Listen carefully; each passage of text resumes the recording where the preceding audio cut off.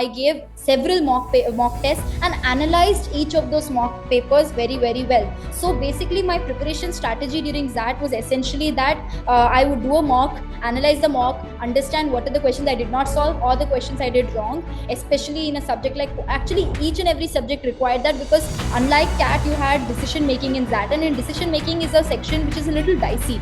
I would recommend to all the future aspirants that you should have either a mentor or a teacher or family, or parent or your aunt, who can actually stay with you through this journey, because it's while it may seem as just a few months, it's a long journey mentally.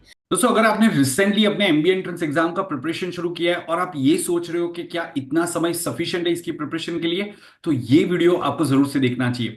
आज मेरे साथ में एक candidate है जिसने one of the top 10 colleges जो है MBA का वो कन्वर्ट किया है और उसने अपना प्रिपरेशन अगस्त में शुरू किया था। तो आज के इस वीडियो में हम समझेंगे कि उसने कैसे अपने कॉलेज स्टडीज के साथ में पूरा प्रिपरेशन कंप्लीट किया और एक अच्छा स्कोर लाके one of the top 10 college में ये कैंडिडेट आगे बढ़ी है। तो कैंडिडेट जो मेरे साथ में, उनका नाम है Tejaswini Uma Sudhir. Tejaswini, thanks for joining and thanks for sharing your experience today. Thank you so much, sir, for having me, and I look forward to this podcast together. Right, so Tejaswini, आप जल्दी से एक बार जरा अपना बैकग्राउंड बता सकते हो, आपका जर्नी क्या रहा है, ताकि स्टूडेंट्स को पता चल जाए कि आपका बैकग्राउंड वगैरह क्या है, educational background. Ji sir. So I did my 10th class in ICSE board, and I have scored 97.2%. Then I did my 12th grade I come from Hyderabad, so I did it from the Telangana State Board, and I scored 97.6%.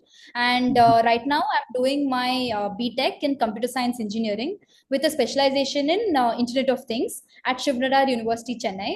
And I have I have a 8.6 GPA, so I am a 998 candidate, and I'm from Hyderabad. Hyderabad, okay. And you scored 99.9 percentile in XAT exam. Though in CAT exam you fell a little short, but yes, you scored very well in XAT exam. So congratulations on your score and congratulations on converting XLRI Business Management program. Thank you so much, sir. Thank you so much. Right, so Tejaswini, जैसा आपने बताया था कि you started your preparation little late, तो थोड़ा बता सकते हो आपने कब डिसाइड किया आपको एमबीए करना है और एग्जैक्टली आपने कब शुरू किया था और कैसे आपने फिर आगे प्लान किया? सो मैंने अपना preparation almost August second half में प्रॉपरली स्टार्ट किया था, because till then I was juggling between what I wanted to do. मैं बहुत सारे ऑप्शंस एक्सप्लोर कर रही थी। इनफैक्ट मैंने सोचा था कि शायद मैं मास्टर्स करूंगी, at go to the US. ऐसे बहुत सारे चेंज ऑफ प्लान्स थे, और उसके बाद I sat down and analysed what are my core skills, strengths and interest, and वो सब को मैं by the time I decided, it was August, and then I decided that yes, I want to give my shot for MBA entrance exams, and I started preparing in the second half of August. And that is when I started browsing YouTube, that how to prepare for MBA entrance exams, what is the strategy, because at the face of it, when you look at the syllabus, लगता है कि ठीक है, बस 10th class का quant syllabus है, जो भी आपने 10th board exams में किया है वैसे ही chapters हैं, like you have ratio, proportion, matrices, trigonometry, you think कि उतना ही है, but when you look at the details in the syllabus, you realize that it is not just that much. If you look at the questions, bas utna you don't need, you need much more. And that's when in fact I looked at your videos wherein you were giving a lot of strategy, how much is required to actually make it to one of the top colleges in the country, what is the desired score, her section में कितना score करना पड़ता है, cut-offs क्या होते हैं, because it's a very vast syllabus and a lot of information you need to know before you start preparing. So that's when I started looking at how I should start preparing.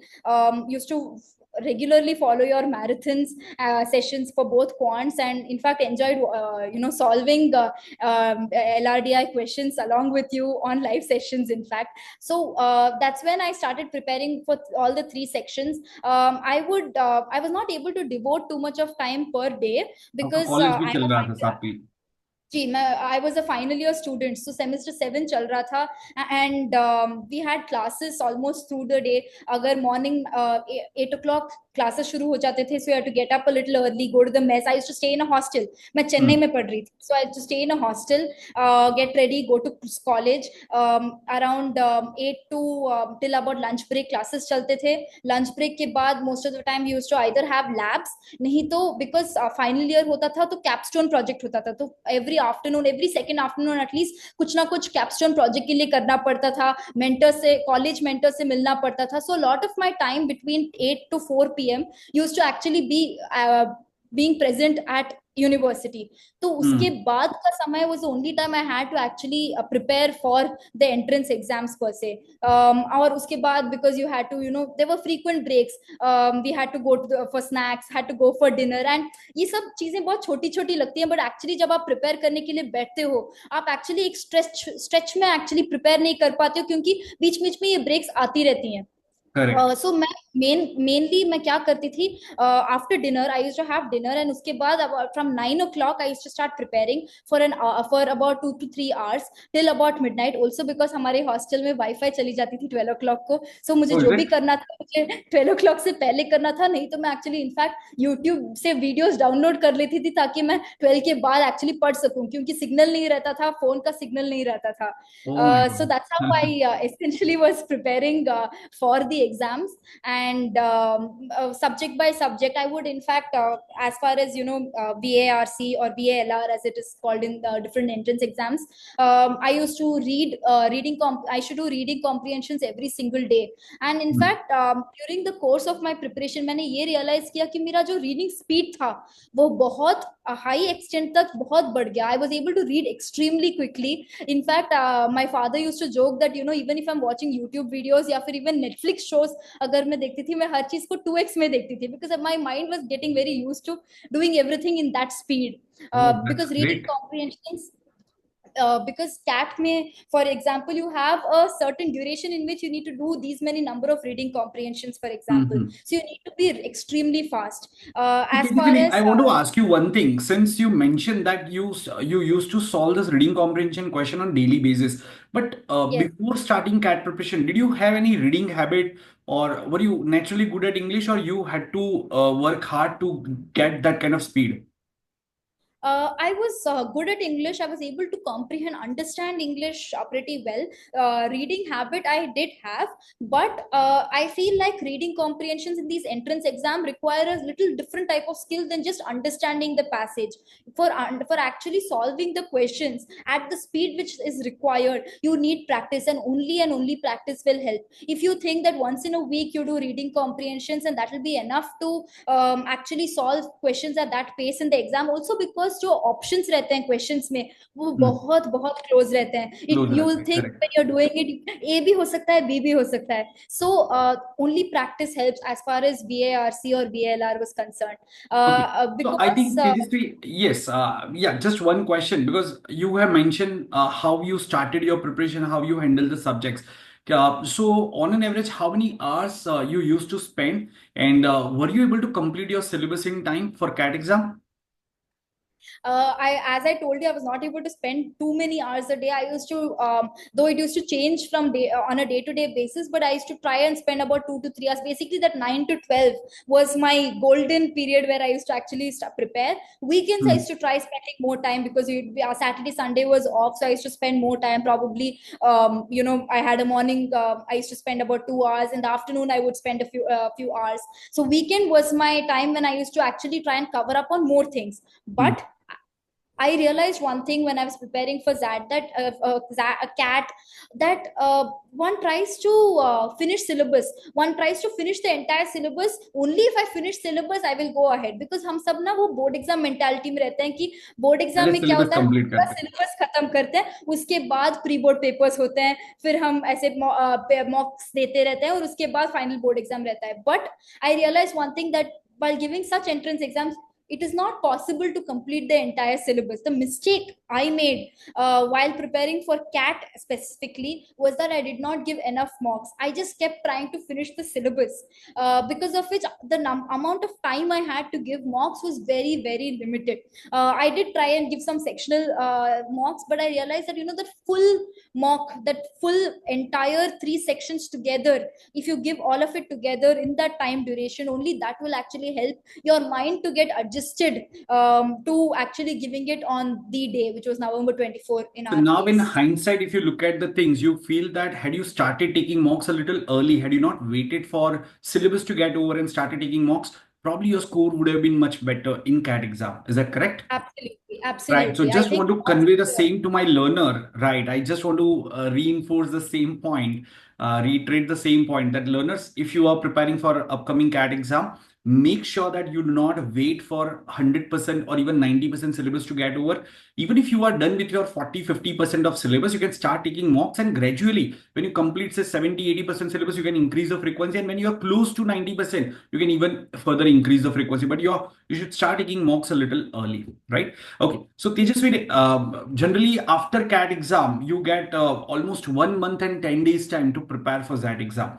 So was that your target in advance, or you started focusing on that exam after CAT was over? And how did you go ahead about that preparation? Can you just tell the learners, because there would be many learners who are watching this video and they are also facing the same challenge. That they are not able to find lots of time.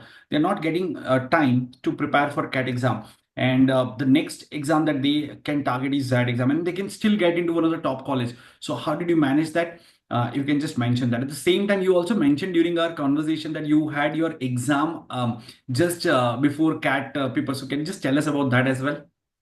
Yes, sir. So while I was preparing for CAT, my CAT exam was on November 24, and 2 days before CAT and the day after CAT were two very important semester 7 exams, because of which it was almost like a decision I had to make whether I had to focus on preparing for my semester exams, which are also very important, or should I be focusing on the CAT exam. So that was something which was constantly there. And in fact, by the time I finished my semester exams and my sem 7 exams, it was almost the first week of December. So Hmm. for that, I got even less than a month to prepare for my XAT exam. XAT was my priority from the beginning, because I was very clear that I had to get into the top, one of the top 10 colleges in the country, because the sort of quality education one gets there is something you would not get elsewhere. And XLRI Jamshedpur was probably at the top of my list, and that was always a priority. So my two exams which I actually applied for and sat for was CAT and XAT. So the learnings from CAT is what I used while preparing for XAT. In CAT, I did not give enough mocks, and that was a blunder. And that is what I improved while preparing for XAT. In fact, during XAT, what I did was that the timing for XAT is usually from 2 p.m. to 5 p.m., which is afternoon, the time you usually feel very sleepy. So I decided that I would give mocks every second day at the same time between 2 p.m. and 5 p.m. That's a good Um, strategy. so so probably for I gave several mock 15, almost 15 full mock tests I have given between the second week of December till about till Jan 3. Jan 5 was the exam. I gave several mock tests and analyzed each of those mock papers very, very well. So basically my preparation strategy during that was essentially that I would do a mock, analyze the mock, understand what are the questions I did not solve or the questions I did wrong, especially in a subject like, actually each and every subject required that, because unlike CAT, you had decision making in that, and in decision making is a section which is a little dicey, because you could it's almost a matter of, you sometimes feel it's a matter of chance whether you're able to read the situation correctly and analyze what should be the right answer. So in fact, if I have to admit, initially in my decision making sections I used to get very low scores. In fact, my aunt and my parents were closely with me in this entire journey. In fact, I would recommend to all the future aspirants that you should have either a mentor or a teacher or family, your parent or your aunt, who can actually stay with you through this journey, because it's while it may may seem as just a few months, it's a long journey mentally. So if you're having someone who can guide you, or even if not guide you, you have a conversation with them that this is how it is going. I scored this much, and this is where I want to improve. It is like एक साथी मिल जाता है आपको, and it mentally makes it much easier for you while you're preparing in your entire journey. So I used to give mocks every day, analyze those mocks, discuss with them on how I can do it better, and that's what helped me through the journey. During decision, after every mock for decision making, I used to write down notes that okay fine, ये situation था, manager ने ये किया, और ये हुआ and ये answer था. तो I try to reason out every answer in each question in decision making. Because of that, finally one day before the exam, I just went through all those notes of different scenarios I had made up in my notes, that if this happens, this is what is to be done. If someone is stealing something in an organization, this is what is the repercussion, or this is what has to be done. So similarly, when you make those notes in your mind, and you do not need to make it in proper notes, English में लिखने की जरूरत नहीं. In fact मेरा mother tongue Tamil है, मैं तमिल में लिखती थी कि ठीक है, इधर आना इधर पढ़नम, things like that, which are more comfortable and closer to yourself, that really helps you understand. Similarly, even in Students, those who are watching and targeting XAT exam would be actually waiting for this. If you can provide your notes to them, but then you mentioned that you used to write even in Tamil, so probably half of the students would not be able to understand. Right. Yeah. But So I yes, used to in case if you have those notes, I would like to request, in case if you have those notes, if you can share one or two screenshot of that, I'd like to put it in the description. Will it be possible sure. in case if you have some notes in English language which everyone can understand? So we'll try Yes to sir, put it in in fact description.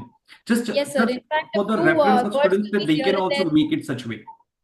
In fact, there'll be a lot of ones which I would have written in English, the way you actually chat with your friends. So sure sir, I would love to, because I think that will really help students understand that this is the sort of way in which you can make notes, and finally one day before your exam, it would really help. And similarly in quants, that's what I used to do, because for example, you have time and work, or time, speed and distance. I would write down that okay fine, if it's upstream, this is what is done. If it is downstream, in the case of boats. So scenario by scenario, because I had the time during XAT preparation, I used to write down those scenarios, and that really helped me one day before the exam, revising different concepts. So your own And notes are always, it's always the best material. And that's what I always mention to my students. KR, make your own notes. Try to keep them very brief, because sometimes students, what they feel is notes means it has to be very detailed, lengthy, and they end up wasting lots of time in making notes. So guys, you really yes don't need to make lengthy notes. You need to have key formulae, key pointers in your notes. So for each chapter, you can have notes of say 2 to 3 pages. If it's a longer topic, then maybe 3 or 4 pages. So you can use them to revise. That's what Tejaswini did. Right. So yes, Tejaswini, in yes, fact, I even got that while idea. watching YouTube videos, I used to make it a point that I used to first pause the video. When I used to watch your video, I used to pause the video, like you would say, pause कीजिए, फिर आप solve कर कीजिए, उसके बाद you watch your video on how you have solved it. So that was something I always did, and that really helped, because you have to test your mind to be able to solve it first, and then look at how you have solved it. Obviously, the method you would have used would be an easier method and a more faster method to get an answer. But it always helps to do this, because it makes you better at it. Right. So we have understood how you prepare for that and how did you reach that perfect score, almost perfect score of 99.9 percentile. Yes. So guys, as you all understand, I mean, majority of your ZAT preparation is covered while you are preparing for CAT, but there are certain subjects like she mentioned, decision making is one of them. Then acclimatizing yourself with the paper structure of ZAT. So taking more mocks was another key area. And third one is GK. So anything that you would like to mention about GK, Tejaswini, because there is a GK section in that exam. So many colleges don't Yes. consider that score. So you can just briefly mention about that. So GK section is something which you have after you're finished with your 3 sections. It's almost like the exam has got over, and after that they're saying, "Hey, bonus! There's one more section for you." So that's how the GK section is. It is not counted in your final percentile. So I think what would suffice for GK, because of the limited time period, is just read newspapers, just be aware of what is happening around you, because very often it's all based on very recent events which actually feature in your GK section. But do not get very perplexed. बहुत डर मत जाना कि GK section में अगर मुझे marks नहीं आएंगे तो क्या होगा. It is nothing to worry. You just need to be aware and just take a chill pill. Okay, fine. So GK section is something that in case if you were worried about, she has given you something to be rest assured that it will not trouble you, right? Okay, now let's come back to the last part. Let's talk about the last part, which is interview, personal interview, right? Converting the interview, clearing the interview. So, how's your experience about interview process of various college? Because you have got calls from baby IMs and you converted most of them, right? And then you also had XLRI call. So, can you share your interview experience and yeah, how did you clear that? Yes, sir. So, as far as XLRI was concerned, other than just the personal interview, which is also part of the most of the IIMs, you also have a group discussion and you have an essay. Okay. So, group discussion is something which I think that's the first step. That's the first impression as far as the interviewers are concerned, because they are actually monitoring while you're doing the group discussion with the seven people, say, in your panel. And after that, very often, in fact, there were questions based on the group discussion which actually featured in my interview. So Okay. as far as group discussion was concerned, for preparing, I had reached out to a few seniors who really helped with tips on how to be better at group discussion and personal interview. The XLRI seniors were extremely friendly and always very willing to help. Other than that, in fact, what we used to do at home was that we used to take up various topics, and my father, it almost like a mock group discussion we used to do at home, and that really helped. Read up a lot, because what helped me a lot while I was doing my group discussion was a lot of data points. And how do you get data points? And you're just reading a lot, reading the newspaper every single day, or just even Google News. You have very simple figures and facts which you can remember, that really helps you, because you get an advantage that okay, you are someone who is aware about the things around you. So that really helped during the group discussion. Aware as uh, well as you are precise about what you're talking when you present the facts. For hmm. example, someone is saying India is growing at fast pace, and instead, if you mention India's GDP is growing at 7.5%, so this makes a difference. So yeah, it shows that you are very precise and you have complete information about that, right? Yes, sir. And after the group discussion, you have to write an essay, and the essay is based on the topic of the group discussion itself. So it actually gives you points, because everyone has done a group discussion. So it's very important during the group discussion to actually write down what everyone is speaking, because जब आप ऐसे लिख रहे हो, ये लगना चाहिए कि आप सेल्फ सेंट्रिक नहीं हो, बस अपने पॉइंट्स नहीं लिखने चाहिए. You should be able to write points of everyone else, and conclusively how the discussion panned out and what was the result from the discussion. So that's what the essay is about. Essay is a very small portion, but that has a good weightage in the final composite score at XLRI.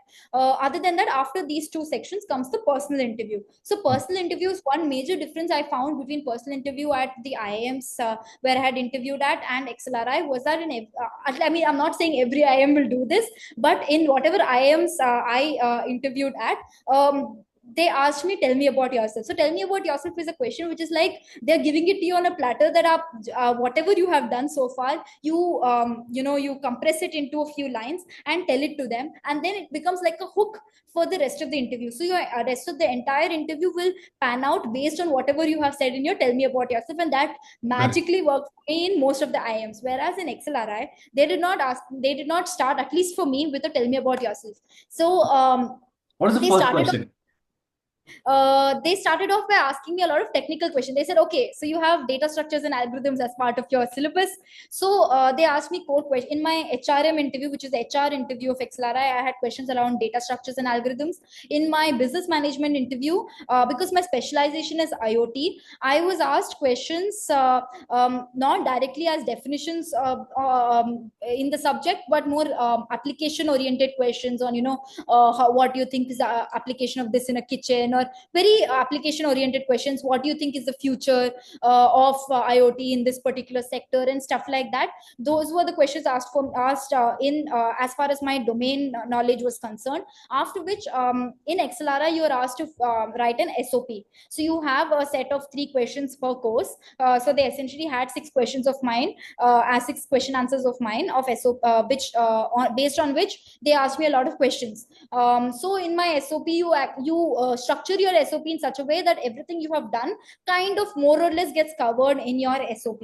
And you give them the talking points. Yes, exactly. So then, but they do not ask you directly questions on if you have said that I run a YouTube channel. They are not going to ask you how many subscribers you have. They probably that's possibly already written in what you have written, what you have already given to them in your SOP. They will ask you questions which are a little more holistic. For example, they may ask you something like, how many people do you think actually get access to this sort of digital education, internet access? In fact, they asked me a question about how I monetized our channel. What are the steps during monetization? How many watch hours do you need to have? And a lot of detail. Basically, they're trying to see कि आप fake रहे हो या फिर आपको really इस सही में पता है. And सही how में much पता are है. you aware about surrounding also, the business part of Yes, that also, right? yes. So they That's asked a really lot of good. questions based on the SOP. They asked a lot based on the internships I had done, because I had done a couple of internships during my BTech coursework. They in fact related one particular point I had spoken in my group discussion. My group discussion, one of the topics was around patents, and they linked something I had said there to an internship I had done, and then they were asked me a lot in detail about that. What do you think it has an implication on the future, and a lot of questions which are more questions which you have to actually think on the spot. They, in fact, one of the professors told me, wait, think about it, give it a thought, and take a minute and then tell me the answer, because they are actually essentially testing your how much you're able to think on your feet is something they are testing a lot. In certain interviews, in my IIM interviews, they ask me a lot about my extracurricular activities. So for example, I'm a black belt in karate. So they had asked me a little about my journey, how I decided to actually join karate classes and how that went. There were questions in one of my IIM interviews, completely different, something completely unrelated to what I had ever said. They asked me a lot about the e-commerce space, about listings in the stock market. So what I'm trying to say is that it's not necessarily based on what you're giving them. It's not based on what are the hooks you give them, but they are trying to test holistically whether you are an aware person, even if you're not aware about something, whether you have the humility to talk about what you know and what you do not know, and whether you're able to think on your feet, logically think on your feet is something which I feel they Was are there any trying to test. question during the interview where you got stuck and you had to say that, no, I don't know about this, or I'm sorry, I haven't heard about this? Something like that, if you can share that that part experience.